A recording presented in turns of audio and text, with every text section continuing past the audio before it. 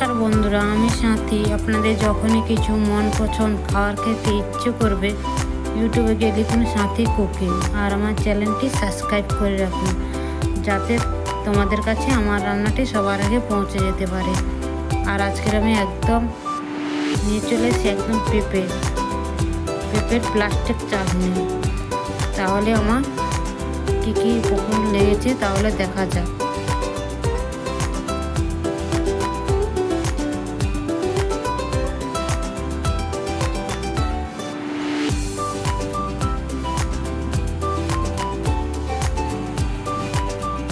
গ্যাসের মধ্যে আমি কড়াইটা বসিয়ে নিয়েছি, জল দিয়ে দিলাম পেঁপেটা একটু সেদ্ধ করার জন্য।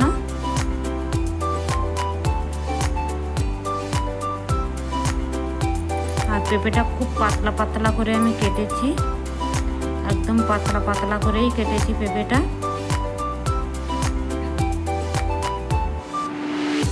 পেঁপেটা আমি হালকা 2-3 মিনিট মতো সেদ্ধ করে নিয়েছি।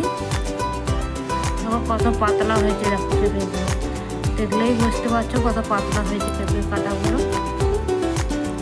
আর আমি কড়াই বসিয়ে দিয়েছি, মধ্যে চিনি দিয়ে দিলাম, দিয়ে ওই বাটি মাপ করে আমি জল দেব।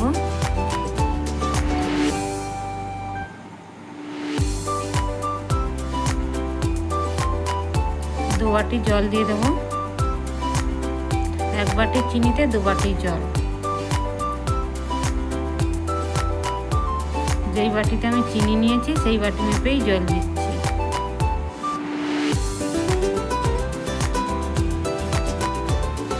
আর চিনির শিরাটা আমি তৈরি করে নেব।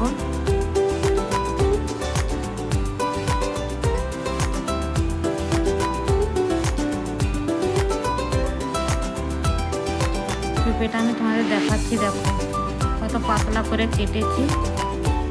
আর এইভাবে ভাঙলে ভাঙা হয়ে যাচ্ছে, কিন্তু এই দিকটা দেখো ভেঙে যাচ্ছে, মানে একদম সেদ্ধ করে নিয়ে যাবো। ওই দিকটা ভেঙে যাচ্ছে কিন্তু এই দিকটা সেদ্ধ হয়নি, মানে শক্ত শক্ত আছে। আর চিনি শিরা জলটা ফুটে গেছে, এবার আমি উপর থেকে চিনির ময়লাগুলো সব তুলে দিচ্ছি। এরকম চিনি ফোটালে এরকম দেখবে, এরকম উপর থেকে ময়লাগুলো বেরিয়ে যায়।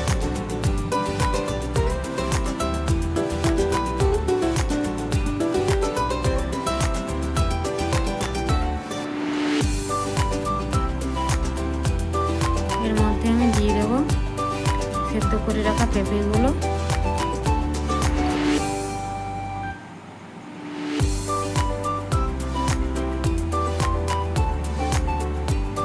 পেঁপেটা একটু নেড়ে দেবো।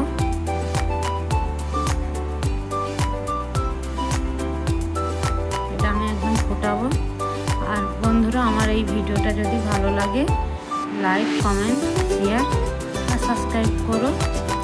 আর এর মধ্যে আমি দিয়ে দিলাম একটু কাজু আর কিশমিশ, আর কিচ্ছু লাগে না এর মধ্যে।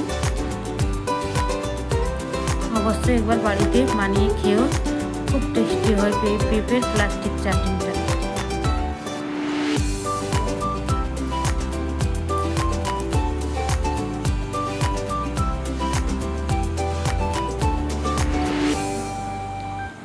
এবার তোমাদের আমি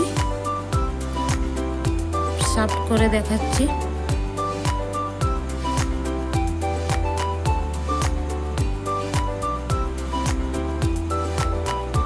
কত সুন্দর হয়ে গেছে আমার পেঁপের প্লাস্টিক চাটনিটা।